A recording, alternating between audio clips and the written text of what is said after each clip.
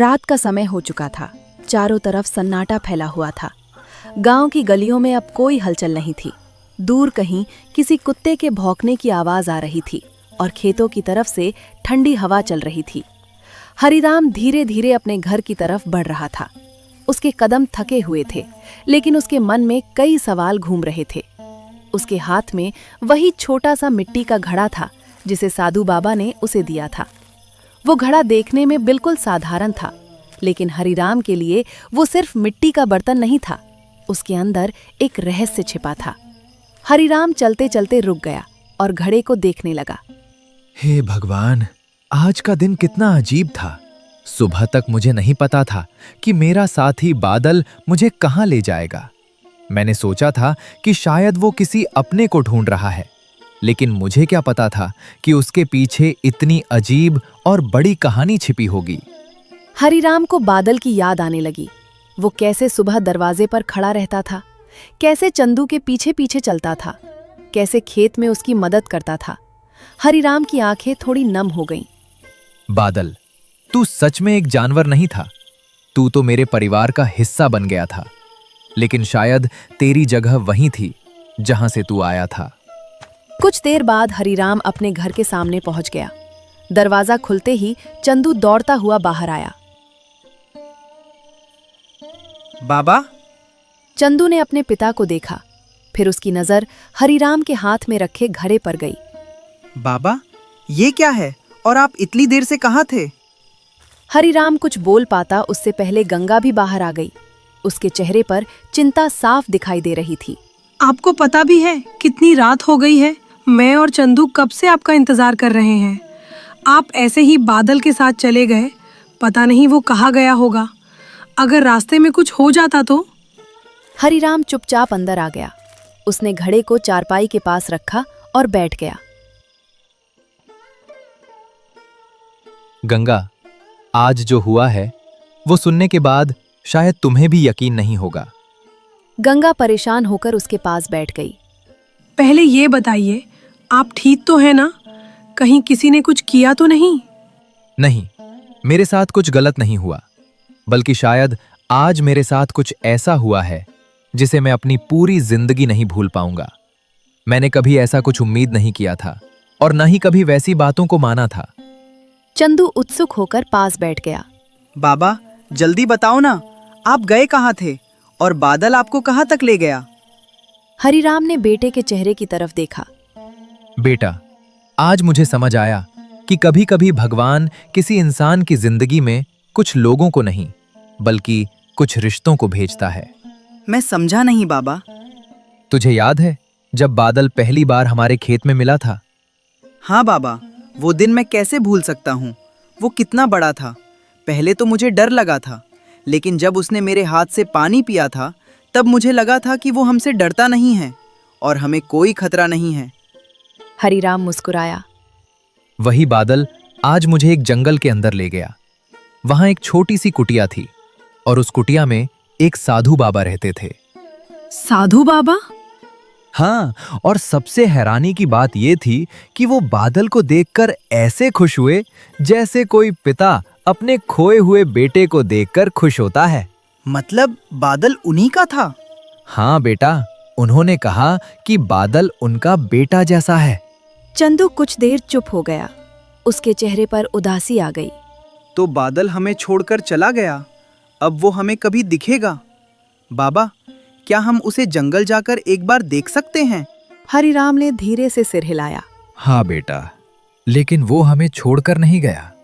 वो अपने पुराने रिश्ते को निभाने वापस गया और शायद हम उसे नहीं मिल पाएंगे। हम कभी उस तक पहुंच नहीं पाएंगे। कम से कम साधु बाबा ने तो यही बोला था। लेकिन बाबा, आप तो जंगल का रास्ता और साधु बाबा का घर जान गए, तो हम क्यों नहीं जा सकते? आप ऐसे कैसे बोल सकते हैं? क्या आपको याद नहीं आएगी? हरिराम कुछ पल शांत रहा। आएगी बेटा। जिस घर में प्यार मिलता है उस घर को कोई भी आसानी से नहीं भूलता। लेकिन सोच, अगर कोई अपना हमसे दूर रहकर ज्यादा खुश रह सकता है, तो क्या हमें सिर्फ अपने दुख के लिए उसे रोकना चाहिए? चंदू की आंखें भर आईं। नहीं बाबा, लेकिन मैं उसे बहुत याद करूंगा। मैं भी करूंगा बेटा। गंगा अब तक चुप थी। उसने धीरे से पूछा, लेकिन ये घड़ा साधु बाबा ने आपको ये क्यों दिया? हरिराम ने घड़े की तरफ देखा। उन्होंने कहा कि ये मेरे अच्छे कर्मों का फल है। अच्छे कर्मों का फल? कैसे कर्म? कुछ समझ नहीं आ रहा है। उन्होंने कहा कि मैंने बादल को बिना किसी लालच के अपनाया। जब मेरे पास खुद खाने को कम था, तब भी मैंने उसे भूखा नहीं रखा। इसी वजह से उन्होंने ये घड़ा मुझे दिया। चंदू की आंखें चमकने लगीं। बाबा, क्या इसमें सच में पैसे निकलेंगे? हरिराम हंस पड़ा। तेरे मन में भी यही आया ना?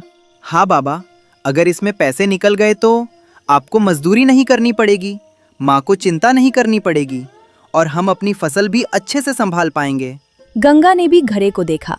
उसके चेहरे पर उम्मीद और डर दोनों थे। अगर सच में ये घड़ा हमारी मदद कर सकता है तो क्या हमारी सारी परेशानियां खत्म नहीं हो जाएंगी? और आपने जैसा कहा कि साधु बाबा ने कहा था, आपने बादल को प्यार दिया, खिलाया, लेकिन उन्हें इन सब का कैसे पता लगा? और क्या अच्छे कर्म? हरिराम ने धीरे से कहा, मुझे नहीं पता, और मुझे लगता है कि अब वो सब समय की बातें, वो जगह मेरे दिमाग से गायब हो रही है। जबकि मैं चीजों को आसानी से नहीं भूलता, और तुम्हारी कहे मुताबिक इस घड़े से हमारी परेशानी भी दूर हो जाएंगी। लेकिन सवाल ये है कि क्या हमें बिना जरूरत इसकी मदद लेनी चाहिए? मतलब? साधु बाबा ने साफ कहा है, ये घड़ा तभी काम करेगा जब सच में जरूरत होगी। अगर मैंने लालच में इसका इस्तेमाल किया तो ये मिट्टी का साधारण घड़ा बन जाएगा। कुछ देर तक तीनों घड़े को देखते रहे। बाबा, एक बार देख लेते हैं ना, सिर्फ ये जानने के लिए कि इसमें सच में कुछ है या नहीं। हरिराम ने बेटे की तरफ देखा। ठीक है बेटा, लेकिन याद रखना, हम इसे धन पाने के लिए नहीं, सिर्फ सच जानने के लिए देख रहे हैं। हरिराम ने घड़ा सामने रखा, धीरे से उसमें हाथ डाला। कुछ पल तक सभी की नजरें उसके हाथ पर थीं, लेकिन कुछ नहीं हुआ। हरिराम ने हाथ बाहर निकाला, खाली। बाबा, कुछ नहीं आया। हरिराम मुस्कुराया। क्योंकि अभी इसकी जरूरत नहीं है बेटा। लेकिन हमारी परेशानी तो है। परेशानी है, लेकिन अभी हमारे हाथ पैर चल रहे हैं, हम मेहनत कर सकते हैं। जब इंसान खुद कोशिश करना छोड़ देता है, तभी उसे सहारे की सबसे ज्यादा जरूरत पड़ती है। गंगा ने अपने पति को देखा। उसे हमेशा की तरह वही भरोसा दिखाई दिया। आप सच में अलग इंसान हो। इतनी परेशानियों के बाद भी आपके चेहरे पर डर नहीं आता। डर आता है गंगा, लेकिन मैं चाहता हूं कि मेरे डर को देखकर मेरा परिवार कमजोर ना पड़े। चंदू अपने पिता के पास आकर बैठ गया। बाबा, मैं भी आपकी तरह बनना चाहता हूँ। मेरी तरह नहीं बेटा, मुझसे भी अच्छा इंसान बनना। उस रात हरिराम ने घड़े को घर के एक सुरक्षित कोने में रख दिया। उसे नहीं पता था कि आने वाले दिनों में यही घड़ा उसके परिवार की सबसे बड़ी परीक्षा का हिस्सा बनने वाला है।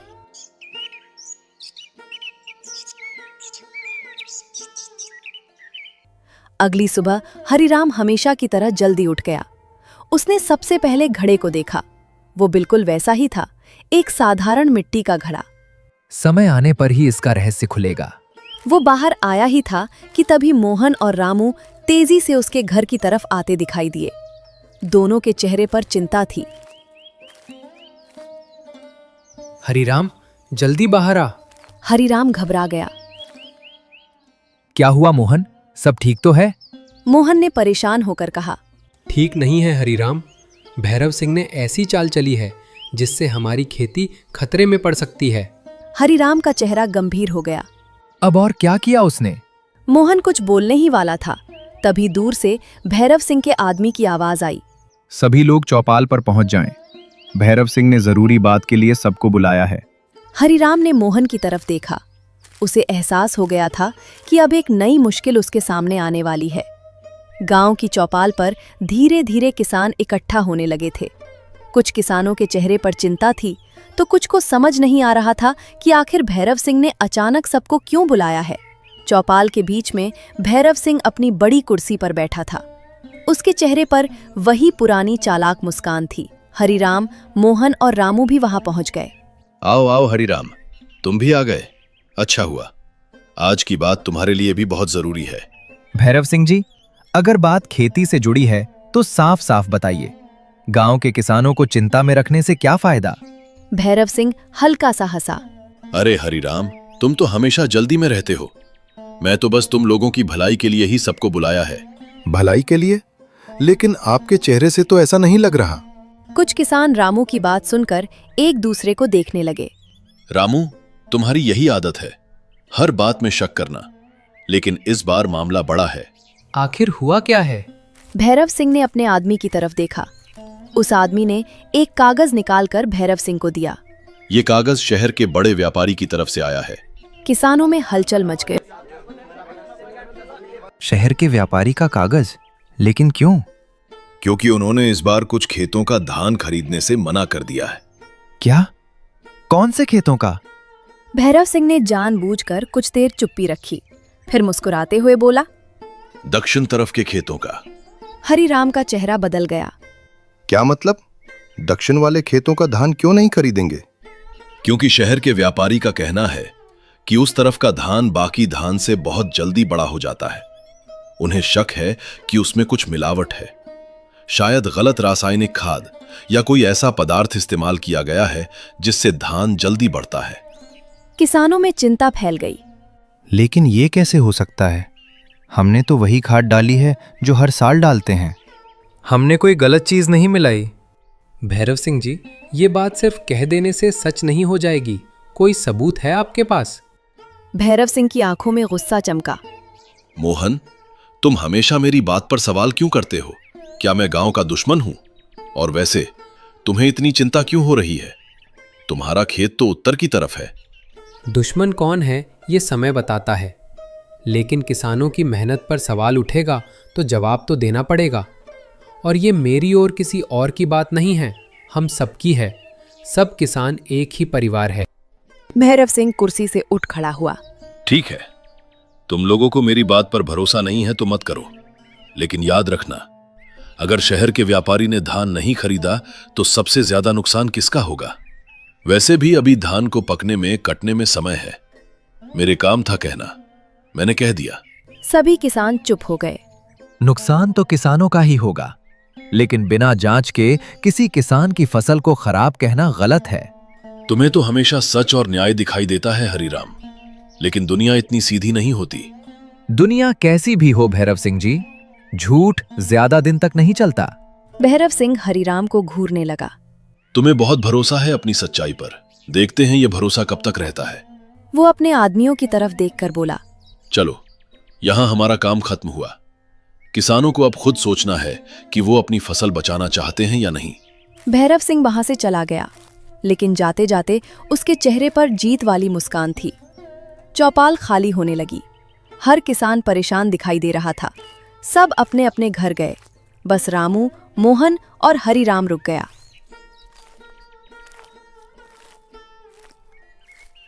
हरिराम भाई, अब क्या होगा? अगर सच में व्यापारी ने धान नहीं खरीदा तो हमारी पूरी मेहनत बेकार हो जाएगी। घबराने से कुछ नहीं होगा रामू, पहले पता करना होगा कि सच क्या है। लेकिन भैरव सिंह ने तो शहर के व्यापारी से बात कर ली है, अब कौन हमारी सुनेगा? मुझे शुरू से ही इस आदमी पर भरोसा नहीं था। जब भी गांव के किसानों का फायदा होने लगता है, ये कोई ना कोई रास्ता निकाल लेता है। मोहन, हमें गुस्से से नहीं, समझदारी से काम लेना होगा। तुम हमेशा धैर्य की बात करते हो हरिराम, लेकिन इस बार बात तुम्हारे खेत की भी है। हरिराम कुछ नहीं बोला, क्योंकि वो जानता था दक्षिण की तरफ उसका भी खेत था।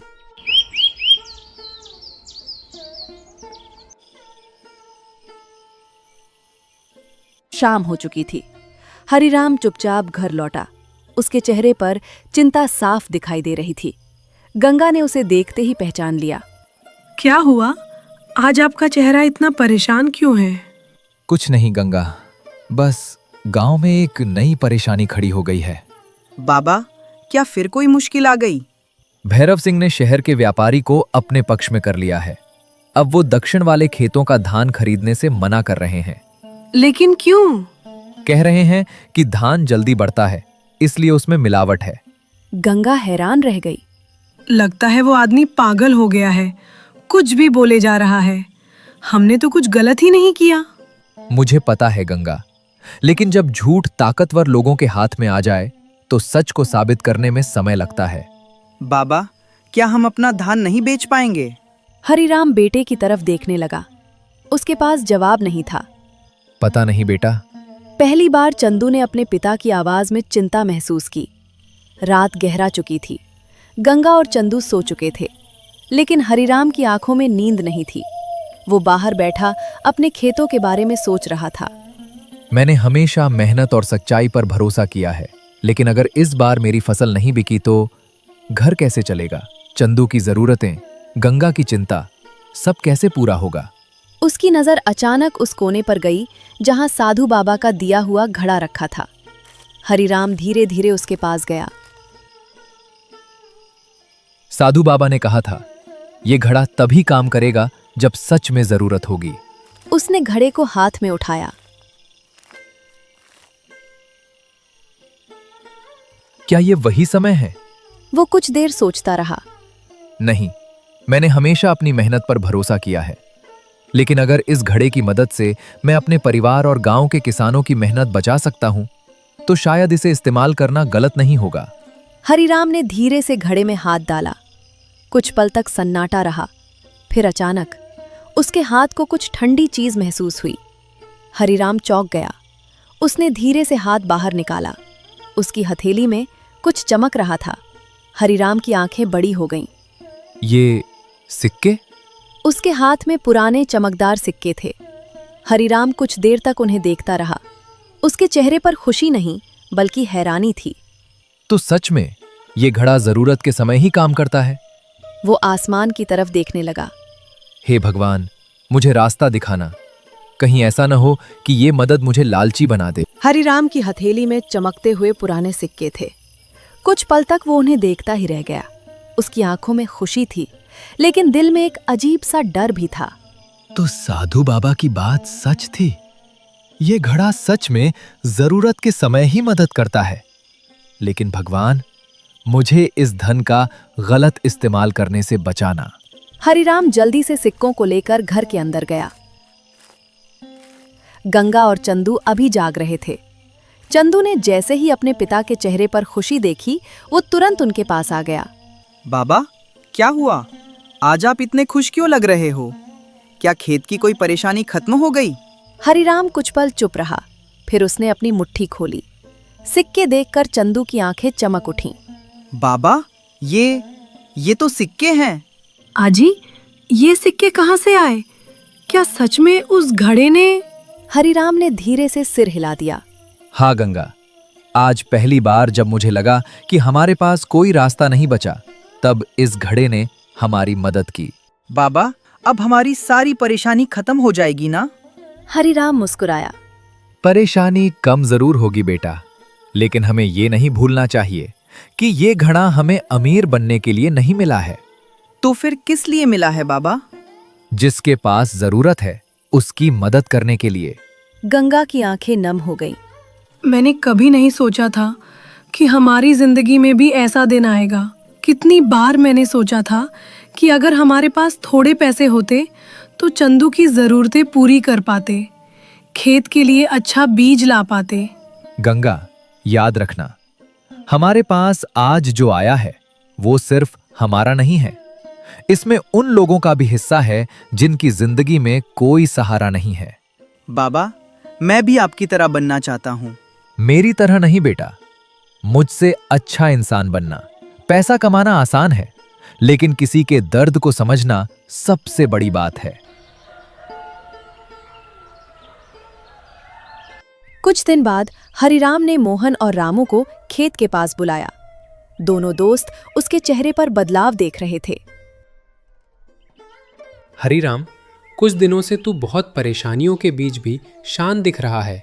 आखिर बात क्या है? हाँ भाई, पहले भैरव सिंह की चाल से हम सब परेशान थे, लेकिन तू जैसे किसी बात को लेकर निश्चिंत है। हरिराम कुछ देर चुप रहा। आज मैं तुम दोनों से एक ऐसी बात कहने वाला हूं जिसे सुनकर शायद तुम विश्वास नहीं करोगे। तू हमें अपना भाई मानता है ना? फिर ऐसी कौन सी बात है जो हमसे छुपा रहा है? हरिराम ने उन्हें साधु बाबा, बादल और घड़े की पूरी कहानी बता दी।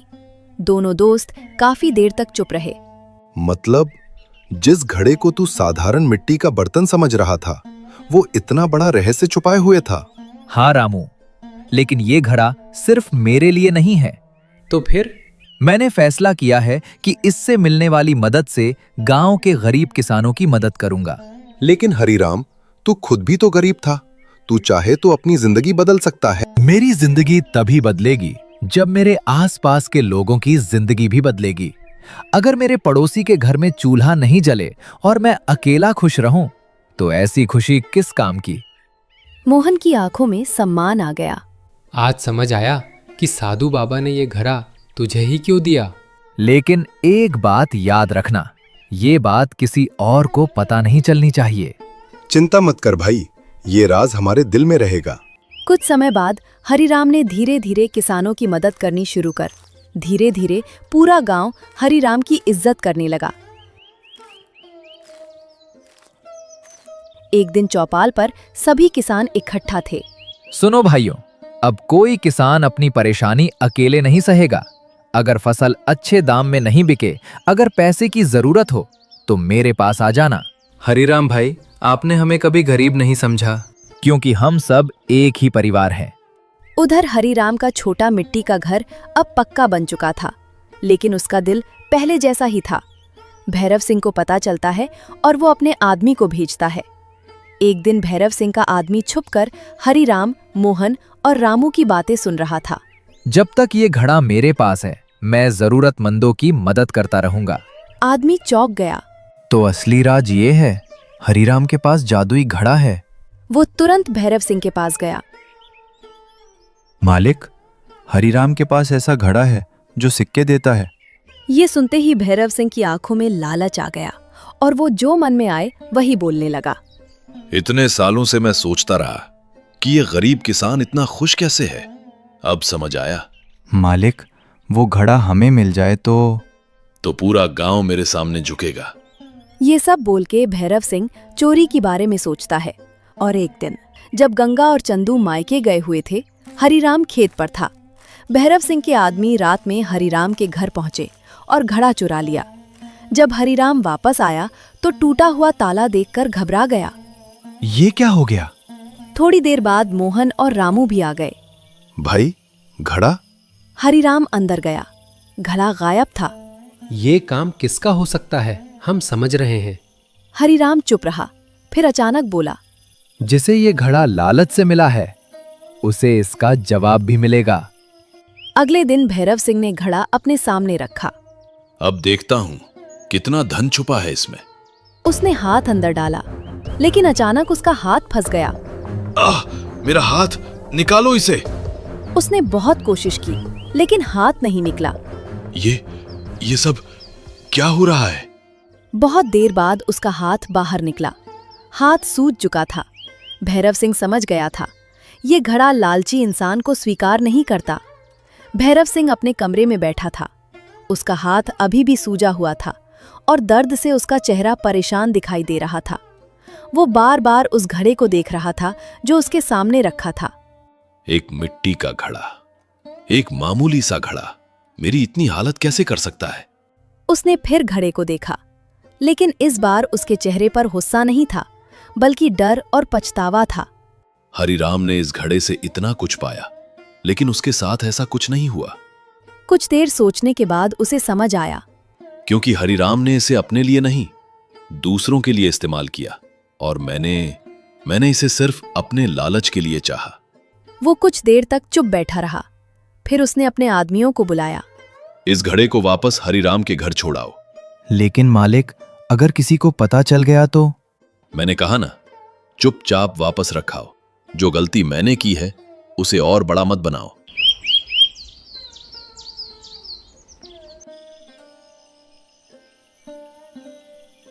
रात के समय उसके आदमी घड़ा लेकर हरिराम के घर पहुंचे।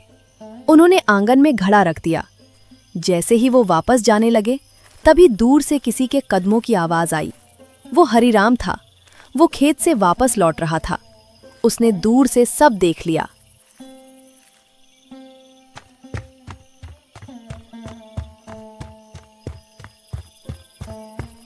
तो मेरा शक सही था। अंधेरे में खड़ा भैरव सिंह भी हरिराम को देख चुका था। दोनों की नजरें मिली। कुछ पल तक कोई कुछ नहीं बोला। भैरव सिंह ने अपना सिर झुका लिया। भैरव सिंह जी, शायद आज इस घड़े ने आपको वो सिखा दिया जो मैं समझ गया था। भैरव सिंह की आंखों में शर्म थी। हरिराम, मैंने हमेशा तुम्हें कमजोर समझा। मुझे लगा जिसके पास धन नहीं होता उसके पास कुछ नहीं होता। वो कुछ देर रुका। लेकिन आज समझ आया कि असली अमीर वो नहीं जिसके पास ज्यादा पैसा हो, बल्कि वो है जिसके दिल में दूसरों के लिए जगह हो। हरिराम ने उसकी तरफ देखा। गलती हर इंसान से होती है भैरव सिंह जी, लेकिन गलती को समझकर बदल जाना ही सबसे बड़ी बात है। भैरव सिंह की आंखें नम हो गईं। मुझे माफ कर दो हरिराम, मैंने तुम्हारे साथ और गांव वालों के साथ बहुत गलत किया।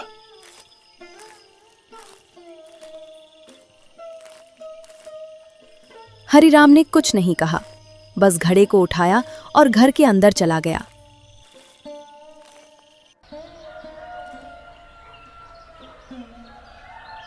कुछ दिन बाद अब गांव में हरिराम का सम्मान पहले से भी ज्यादा बढ़ गया था। लेकिन हरिराम के मन में एक सवाल अभी भी था। आखिर मेरे साथ ही ये सब क्यों हुआ? क्या सच में मैंने कोई ऐसा काम किया था? क्या ये सब मेरे कर्मों का फल था? इन्हीं सब सवालों का जवाब जानने के लिए वो एक दिन जंगल की तरफ निकल पड़ा। वो बहुत दूर तक चला गया, लेकिन उसे साधु बाबा की कुटिया का रास्ता याद नहीं था। अजीब बात है, मैं इस रास्ते से पहले आया था, लेकिन आज सब कुछ अलग लग रहा है। वो काफी देर तक चलता रहा। तभी उसे दूर एक पेड़ के नीचे कोई दिखाई दिया। वो साधु बाबा थे। हरिराम उन्हें देखकर हैरान रह गया। बाबा? साधु बाबा ने धीरे धीरे अपनी आंखें खोली और मुस्कुरा दिए। आओ हरिराम, मुझे पता था तुम एक दिन जरूर आओगे। हरिराम उनके पास बैठ गया। बाबा, मेरे मन में बहुत सारे सवाल हैं। पूछो बेटा। मुझे ये घड़ा क्यों मिला? बादल मेरे पास क्यों आया? मेरे साथ ही ये सब क्यों हुआ? साधु बाबा मुस्कुराए। क्योंकि तुम्हें अपने अच्छे कर्म याद नहीं हैं। हरिराम हैरान हो गया। मेरे अच्छे कर्म? हाँ बेटा, बहुत साल पहले की बात है, जब तुम्हारी शादी भी नहीं हुई थी। हरिराम ध्यान से सुनने लगा। एक दिन खेत में काम करते समय तुम्हें एक छोटी सी घायल चिड़िया मिली थी। हरिराम सोचने लगा। चिड़िया? हाँ, वो जमीन पर गिरी हुई थी। उसके पंख घायल थे। बाकी लोग उसे देखकर चले गए थे, लेकिन तुमने उसे उठाया। मुझे याद आ रहा है बाबा, मैंने उसे पानी पिलाया था। सिर्फ पानी नहीं बेटा, तुमने कई दिनों तक उसकी सेवा की, जब तक वो फिर से उड़ने लायक नहीं हो गई। हरिराम की आंखें भर आईं। लेकिन बाबा, मैंने तो बस एक छोटी सी जान की मदद की थी। तुम्हारे लिए वो छोटी बात थी, लेकिन उस चिड़िया के लिए पूरा जीवन था। कुछ पल रुककर साधु बाबा बोले। वो कोई साधारण चिड़िया नहीं थी, वो देवलोक की एक अप्सरा थी, जो धरती पर चिड़िया का रूप लेकर आई थी। तुम्हारी दया से प्रसन्न होकर उसने ये घड़ा तुम्हारे लिए दिया था। हरिराम हैरानी से उन्हें देखता रहा। तो ये सब उस एक छोटे से अच्छे काम का फल था? हाँ बेटा, सच्ची अच्छाई कभी खत्म नहीं होती, उसका फल कभी न कभी जरूर मिलता है। फिर साधु बाबा ने एक और रहस्य बताया। और बादल भी कोई साधारण बैल नहीं था। बादल? हाँ, वो भी देवलोक का साथी था। उसे तुम्हारी परीक्षा लेने भेजा गया था। जब तुम्हारे पास खुद खाने को कम था, तब भी तुमने उसे अपनाया, बिना किसी लालच के उसकी सेवा की, इसलिए तुम्हें अपने कर्मों का फल मिला। हरिराम की आंखों से खुशी के आंसू निकल आए। बाबा, आज मुझे समझ आया कि इंसान के पास सबसे बड़ा धन उसके अच्छे कर्म होते हैं। याद रखना हरिराम, धन चला जाता है, लेकिन अच्छे कर्म हमेशा साथ रहते हैं। हरिराम ने साधु बाबा के चरणों में प्रणाम किया। धन्यवाद बाबा, आपने मेरी जिंदगी का सबसे बड़ा सच बता दिया। हरिराम घर की तरफ लौटने लगा। उसने पीछे मुड़कर देखा, लेकिन साधु बाबा वहां नहीं थे। वह रहस्यमय तरीके से गायब हो चुके थे। हरिराम मुस्कुराया। अब उसे अपने हर सवाल का जवाब मिल चुका था। वह जान चुका था कि चमत्कार घरे में नहीं था, चमत्कार तो इंसान की अच्छाई में था।